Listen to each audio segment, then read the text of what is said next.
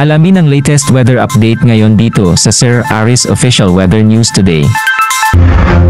Sa kasalukuyan ay wala tayong minomonitor na bagyo or low pressure area na maaaring makaapekto dito sa ating bansa, ngunit yung ilang areas pa rin po ng Southern Luzon, maging yung malaking bahagi ng Visayas at Mindanao ngayong araw ay makakaranas po ng mga pagulan, pagkilat at pagkulog dulot ito ng Intertropical Convergence Zone or ITCZ na nakakaapekto dito sa bahagi ng Mindanao at Palawan at dulot din ng easterly. Samantala, yung northeast monsoon o amihan naman, bagamat papahina na ay nakakaapekto pa rin po dito sa bahagi ng Northern at Central Luzon kung saan ngayong araw ay magdadala pa rin ito ng malamig na panahon at posibilidad pa rin ng mga isolated na mga may hinang pagulan or pagambon lalong-lalo na dito sa area ng Northern Luzon. At sa mga susunod po na araw nakikita natin na patuloy na ngang hihina itong northeast monsoon o amihan at nalalapit na rin po tayo sa pagsisimula ng opisyal na panahon ng tag-init kung saan paghahanda po para sa ating mga kababayan